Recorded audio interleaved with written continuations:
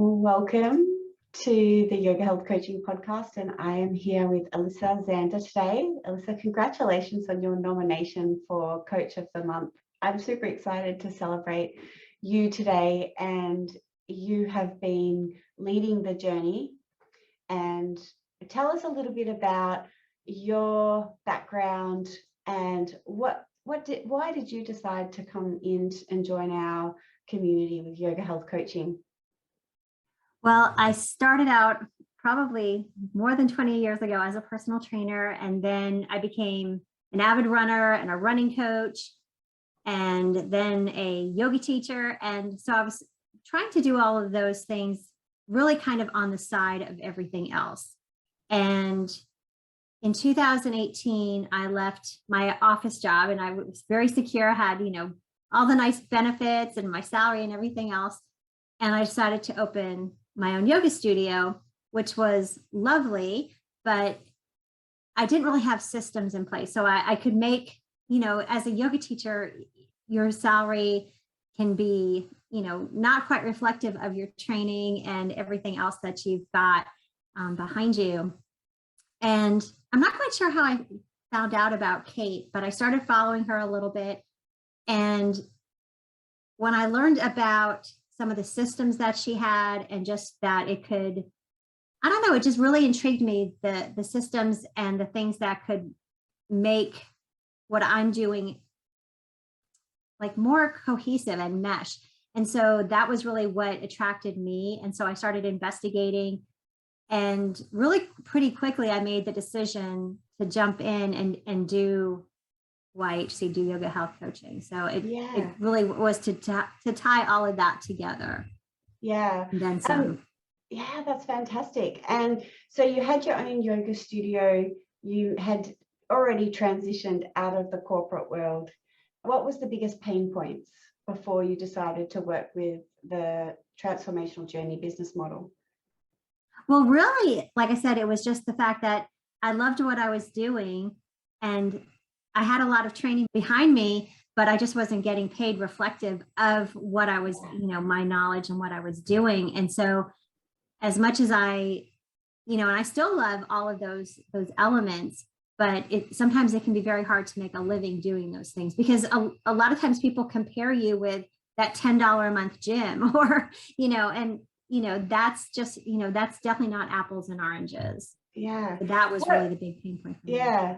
What did you love most about packaging all of those elements and bringing it into a unique journey that's particular to you? Do you mean my annual pass, or do you mean just? Yeah. Okay, yeah. Well, and I think that was the really coolest part. And you and I were talking about how I've been a mentor this past year. So it's really exciting that every single person can make the journey fit them, that it doesn't have to be a cookie cutter journey. And, I have the different things that I mentioned, like running and yoga as part of my background, and I'm able to include those things. And I've also, in the last year and a half or so, really added a lot of mindset training. So I use a lot of that in my course as well, because I think you can know all the things to do, but if you don't, know why you're not doing them, or have a way to get yourself to do them, like the behavioral science part of it, it's going to be very hard. But I think that was the really cool thing about being able to package it the way that I wanted it to be, because when I talk to some of my mentees or other YHC members, their programs are all slightly different. I mean, we all have elements in common, but then we all have our unique flavor that makes it our own. And I think that makes it really wonderful. Yeah. And what was your experience with driving results? Was it obvious immediately when you started to work with a dynamic group? How did that process go for you? Did you find, how much time did it take you to bring a group together? What size group did you have? And what did you notice about the results you were able to deliver? Well, I really noticed that I just love and I think you said it perfectly, as a dynamic group, because and it's so reflective of YHC itself, because it's like our groups are a little microcosm of the bigger group of YHC, because there's so much power in that interplay between the members and so much power between us and the other, YHC members as well, because we all support each other, build each other up. And I've had members who were scared of being part of a group. And in fact, I have one who's a very, very dear friend of mine. And she resisted at first because she was scared of being part of a group. And she and I had a little chat about it. And she then became one of the biggest proponents of being part of a group. So it was just, it's interesting the things that we fear, because it's unknown. But sometimes that fear of, maybe having to speak up in a group, once we know that it's a safe place and we can, really allow each other to get to the and I don't think it's really a destination, but allow each other to go along on our journeys together and, help each other along the way. It's not quite the scary place. It's not, someone who's going to tell you that your goal isn't worthy. It's, these other people are telling you, yay, you've got this and you can do it. And I think the other part is kind of like I mentioned with, being a mentor. The one thing I've said over and over again, and I tell this to my members too, it's that you're always exactly where you're supposed to be. You're never behind. It doesn't matter where anybody else is. You're always exactly where you're supposed to be. And I think that's one of the coolest things that within the group, I say it, but they also say it to each other. So it's a great thing, seeing them interconnect and really have that support. And it's that time to relax, right?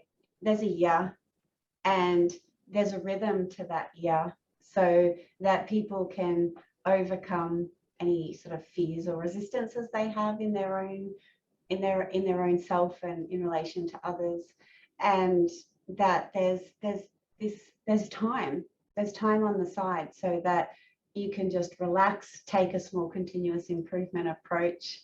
And yeah, so tell us a little specifically. You can use a specific member story. What did you notice the most about how people changed in that time? I think probably the thing that I noticed the most is that coming in, we all have, or they have, and I guess I'm including myself, you have this belief about yourself, and sometimes it's a limiting belief.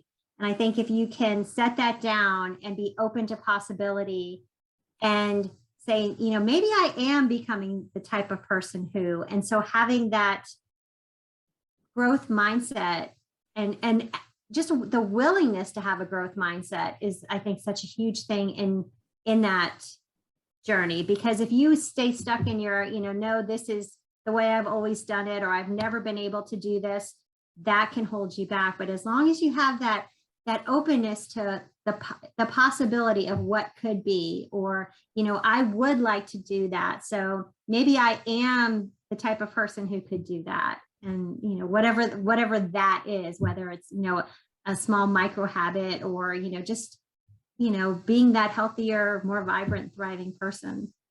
Yeah, it sounds like one of your unique abilities is mindset. How did you incorporate the running and the yoga into the journey? Well, of course, I use the stories, but I do a lot of yoga workshops.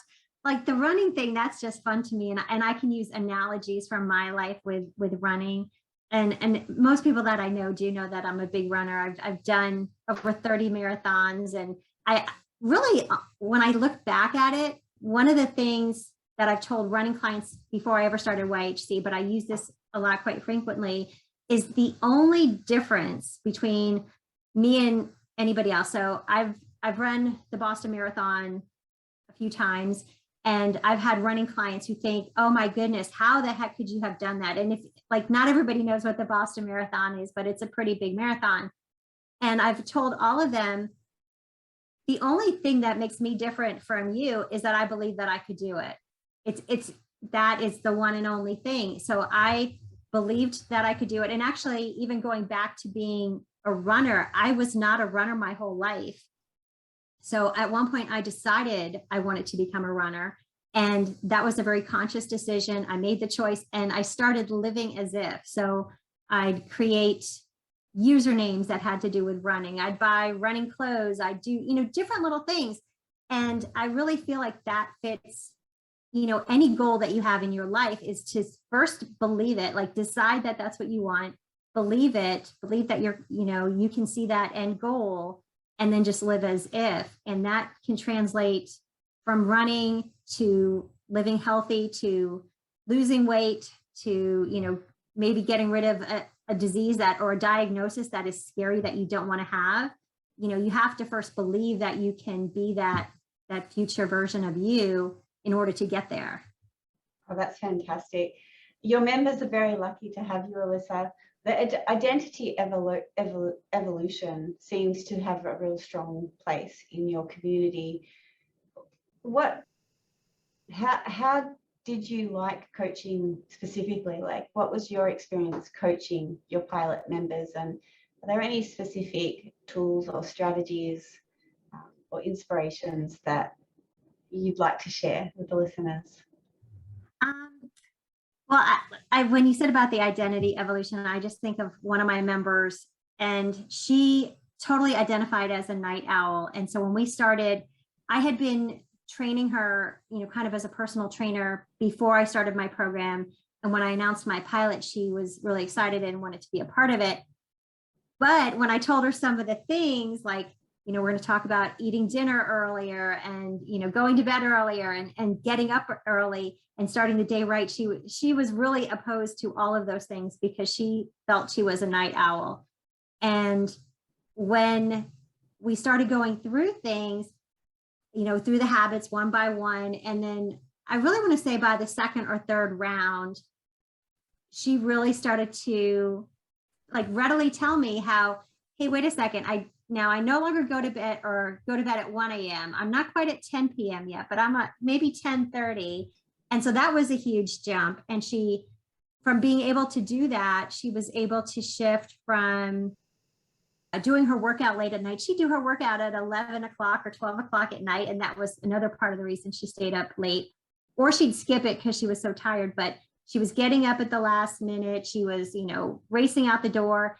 And once she started making the shift of habits, she was getting up earlier, making her lunch, making her son's lunch, and her coworkers were telling her, just like, hey, what's going on? You seem so much happier and nicer to deal with. And it was just those little shifts that she made, which initially she thought, and freely told me she didn't think she was going to be able to make, but she made the, small changes. She really had the Kaizen attitude. She Kaizened it all and had huge results. Yeah. And I love that you said, those results came with the third quarter. And there's a rhythm that happens. Quarter one, learn the habits. Quarter two, get the habits. Quarter three, live the habits. She seemed to be on that rhythm. What elements do you see drove that momentum? Did she see other people living the habit? How did it work, do you think, for her in terms of her thinking and in relationship to the group dynamic, in relationship to the resources, the content you're coaching? So, well, I think it was a combination of really the group, also some of the videos with Kate. So it was, my voice saying certain things. It was Kate's voice saying, pretty similar things, but maybe in a different voice, or she, of course, has her flair. And so that way it was the combination of voices and then the interaction within the group, because when sometimes we'll do the liberating structures and, getting in a smaller group and getting to, talk between themselves and, say, hey, this is where my challenge is. And I really think they enjoy that. It's not, well, I guess it is private time, but that way they can say, they can lift each other up, and it's not just me saying, hey, you can do this. And I think that was a huge part of it as well. Just that I think the group itself is just a great way to go, because when you're trying to do it by yourself, and whether you've got a challenge or even a success, because sometimes you have a success and you tell your partner and they're like, okay, so you're a pooping champion, who cares? You drank your water this morning, great job. But when other people are trying to do it too, it makes it so much easier. And then especially when you have those struggles, it helps when somebody else says, hey, I was in the same place you are now, and this is what worked for me. Or, it took a little while, being really truthful. It took some time to do it, but I was able to step into this place now. Yeah, that's fantastic. And I think the other part of the rhythm of being in the dynamic group is, and this is often why people stay on beyond the first year, is because there's something valuable in being with people who share the values and beliefs that you have.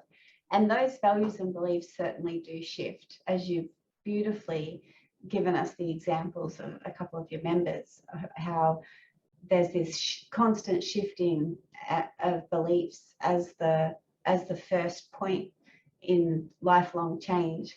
And what I'm curious to hear, this particular member who made these big shifts with circadian rhythm that have, I mean, that's a huge trajectory impact right there. Was there signs of inflammation for her, do you think, that were very obvious? I mean, obviously you mentioned that, well, the co-workers validated that this person was in more of a peak performance post being in your program, that she was obviously waking up a little bit more energized. But yeah, if you could speak to that. I would say yes. I mean, she's on the younger side, but I think just from things that she would tell me just about her lethargy, and just she would have difficulty getting started, and even throughout the day. And she was depending a lot more on coffee. So she shifted from needing other things to get her going to being able to depend on herself. And we of course talked about tongue scraping, and she would tell me that she would see differences there. So it's really exciting. Yeah, it's really exciting, you think, especially like, even if she's young and she's getting those results now, because if she was experiencing even those mild symptoms at, say, 30, it's like, well, if you're experiencing that now, where are you going to be at 40, at 50? Oh, exactly. Yeah. And I wish I had some of these tools years ago, because, I've always considered myself a very healthy person. I've been in the fitness arena for a long time, but some of these tools are brand new to me. So I think, if I could go back and, redo some of these things, what would the results be? But I guess the great thing is I've got them now and I can just take them forward. And very rewarding for you to be able to share this now with other people. So although that's something that you've only been able to leverage in, more recent years or in the last 10 years, at now you're having this effect in your community where people can get a good start on this. Who is your avatar? Who do you find is attracted to working with you, and who do you enjoy delivering to results? My avatar is women in about 50, dealing with, all the signs of getting older, and really just feeling stuck in their bodies. Like they feel, it comes almost back to that mindset thing with feeling limited in, okay, this is what's going to happen. And you mentioned inflammation, and, I've got, this relative who has this and that relative who has that. And, like they kind of feel like this is, where they are. But I want them to know that they're not stuck. They're not defined by, anything, whether it's genetics or where they've been in the past, and really allowing them to feel younger and sexier and stronger than they did when they were younger, feel, healthier and more vibrant. So that's, yeah. That's awesome. I mean, we've focused a lot on your social impact, which is, you're to be congratulated on, a huge achievement. Tell us a little bit about the turnaround with your making a good living, living a better lifestyle. How does that look now as opposed to before YHC? Well, I definitely have like a much greater reach. So that is one of the best things. I've learned so many tools as far as getting out my message, because I think my message was really, even with the internet, I felt like it was more limited to just my local little area. And now I can have that reach, really anywhere. And I've learned the tools to get out my message, and even to talk about my avatar. And, because when you first start out, you think, anybody's my customer, anybody's my client. I can help anybody. And being able to help anybody, and then niching and finding, your place, I think, those are two different things. And I think that's really been a huge help for me, is like whittling down, like, who is my target audience? Because it's so easy to say, I want to help everybody. And yeah, of course, I would love to help everybody, but it's finding that target and really feeling, into the people that you're meant to serve. Yeah, fantastic. And then in terms of your own income and lifestyle, like what changes have you noticed there? Have you been able to hit your goals in terms of income and hours and lifestyle? Yeah, and you know what? The income has been much better because, again, when I was just teaching yoga, it's a $10 class or a $15 class. Whereas now I have a much bigger ticket item that I can offer. I do have, other things that I have, I still teach the yoga classes as well, but it's having that annual pass, that bigger thing that I can offer, which, does make a big difference, monthly and over the year as well. And it's amazing to be able to have that target and hit it and feel really good about it and have something to offer as well. And, there was something else I wanted to tell you and I lost it, what it was, but yeah, it's great having that annual pass because it is so rich, and to have all the things to be a part of it. And I look at it, even though it's a bigger price point than my yoga class, you can get, the worth of all the, get all the yoga classes included. So, I mean, it's a huge bang for your buck as well. So, it's kind of a win-win for everybody. Yeah. What's the price point that you've got on your annual pass, Alissa? I am now at $5,000. Oh, that's fantastic. And how many people do you desire to work with each year? 40 is the goal for each year. Fantastic. Yeah, that's great. And are you looking at scaling? Are you like setting targets for yourself to scale, or you're just year after year maintaining those numbers? No, I'm looking to scale for sure. And I'm looking into, different systems to make things, streamlined, as far as even I'm getting to the point of hiring somebody, but it's all that work in progress. But I still think none of it would be possible if I hadn't started this, because trying to figure out all this on my own would have been so hard. And to have the, kind of the building blocks and then customizing it to fit my style and, who I am and my background is amazing. Yeah. How about lifestyle? Like, how is it impacting you on your own lifestyle? Oh, that's the one thing I wanted to tell you. So I think that was one of the biggest things I learned from Kate, because she would talk, and I guess she still does talk about, figuring out how many hours a week you want to work. Because when you're an entrepreneur, it can be really easy to get sucked into working all the time. So I make sure to schedule time, for my runs and, for my own self-care, because I'm coaching other people on their self-care, but I have to make sure that I take care of myself first, or else it's not going to work, because, I need to be able to be moving and to be at ease. And, so I think that's a great side of it, because all along my self-care has been super important to me, because I don't want to let that fall by the wayside because I'm running a business. I don't want to be, tied to my desk or, so stressed out that I feel like I can't do anything else.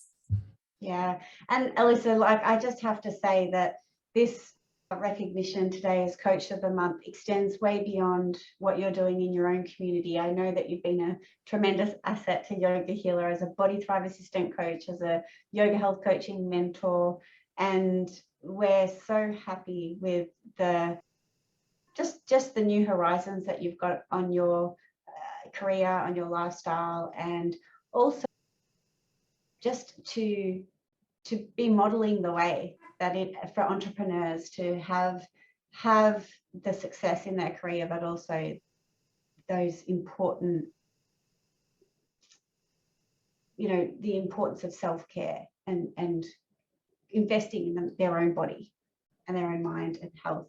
So what advice, just in closing, do you have for our future prospects, our future yoga health coaching prospects? Something you wish perhaps that you heard on the way in to emphasize that this was the right decision for you? I think the big thing is that, it can be scary investing in yourself like this, but and it's one thing that I've gotten really good at along the way. and other things. Because if you don't invest in yourself, you know, as far as the money to not just build the business, but I mean, it's all of it. And it can be, you can like nickel and dime and say, okay, how can I save money here? Or how can I save money there? And it's really scary to think about, you know, doing something like this. And I think that was the other thing too, because when you're in YHC, there can be times that you're really kind of scared and you have that imposter syndrome, you know, am I in the right place? But it's believing in about yourself, or believing in yourself enough to invest in yourself and to invest in your future.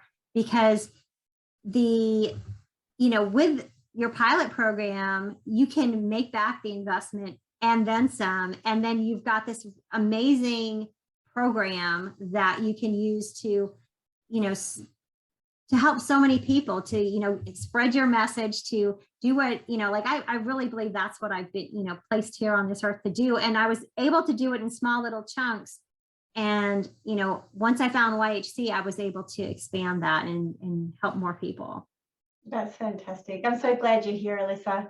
So many other people are as well. And yeah, I wish you so much joy. And I can really see from the way that you've shared with us today that you are very fulfilled in what you're doing, and that your group members are also very fulfilled. So congratulations once again, and enjoy the next chapter. I forgot to mention that the name of your program is actually Rock Your Next Chapter, and I think that's a very fitting name from what I've heard, but also I think you live by example. So I'm looking forward to seeing you rock your next chapter.